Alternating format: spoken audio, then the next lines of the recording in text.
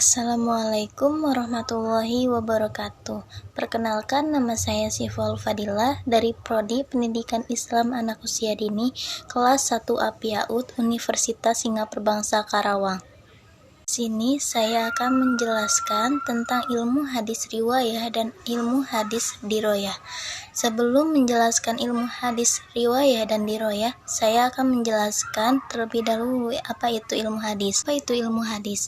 Ilmu hadis adalah kaidah-kaidah yang mengetahui keadaan perawi dan marwi. Apa itu perawi?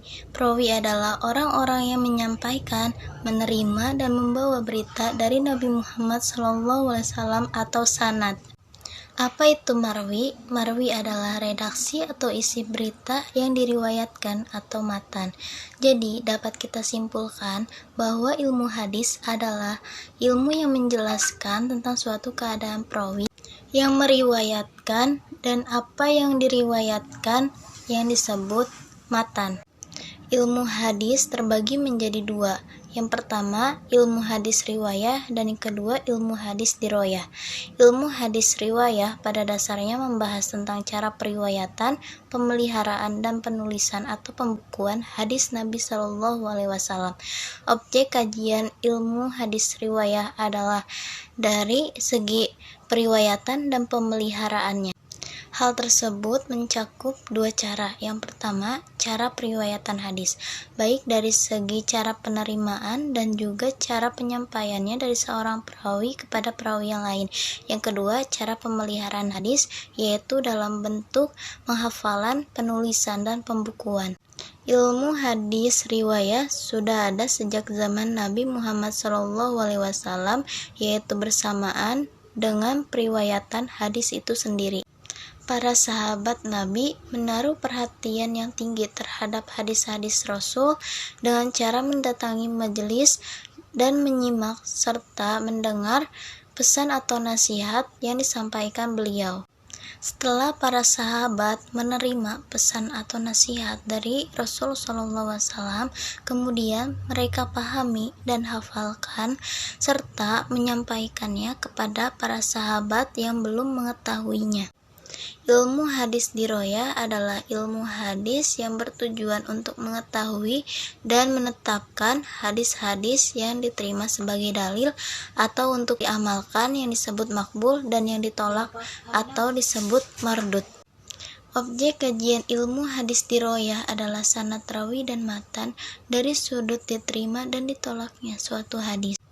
Kegunaan ilmu hadis diroyah yaitu kita dapat mengetahui pertumbuhan dan perkembangan hadis dan ilmu hadis dari zaman Rasulullah sampai dengan masa sekarang. Sejarah perkembangan ilmu hadis.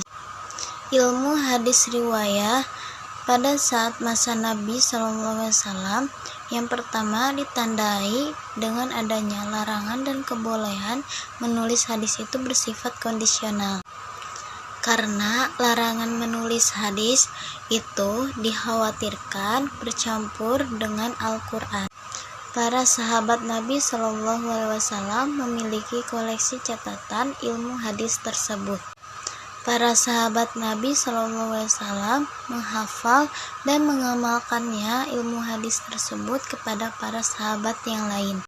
Pada periode sahabat, hadis riwayah ditandai dengan pembatasan periwayatan dengan orang yang meriwayatkan harus disertai saksi dan bersumpah karena maraknya hadis-hadis palsu akibat konflik politik. Pada periode tabi'in, hadis riwayah ditandai dengan dibukukannya hadis-hadis atas instruksi Umar bin Abdul Aziz kepada Ibnu Syihab Az-Zuhri. Ilmu hadis diroyah pada saat Nabi ditandai dengan dasar-dasar ilmu hadis dalam Quran Surat Al-Hujurat ayat 6 dan Quran Surat Al-Baqarah ayat 282. Ilmu hadis diroyah pada masa sahabat ditandai dengan penyampaiannya secara lisan dan periwayat harus disertai sanad, sumpah, dan seorang saksi. Pada periode tabi'in, ilmu hadis diroyah ditandai dengan penulisan ilmu hadis yang bergabung dengan ilmu fikih dan usul fikih seperti kitab Al-Um dan Ar-Risalah karya Imam Syafi'i. Pada periode tabi'ut tabi'in, ilmu hadis riwayah ditandai dengan masa keemasan ilmu-ilmu hadis dikarenakan adanya kodifikasi dan dipisahkannya hadis yang sahih dan hadis yang tidak sahih. Periode tabi'ut tabi'in, ilmu hadis riwayah ditandai dengan dipisahkannya ilmu-ilmu hadis akan tetapi masih belum menyatu dan munculnya kitab ilmu-ilmu hadis. Beberapa kitab yang penting untuk istilah-istilah dalam ilmu hadis. Yang pertama ada Al-Mustakhraj ala ma'rifati ulumul hadis, yang kedua Al-Kifayah fi ilmi riwayah, dan yang terakhir ada ulumul hadis atau dikenal dengan Muqaddimah Ibnu Sholeh. Kegunaan dari ilmu hadis riwayah adalah untuk memelihara hadis-hadis Rasul dan menghindarkannya dari kemungkinan-kemungkinan salah kutip dan kekeliruan lainnya. Kegunaan ilmu hadis diroyah adalah untuk memberikan keyakinan kepada kita dalam penerimaan hadis yang dapat dijadikan hujah.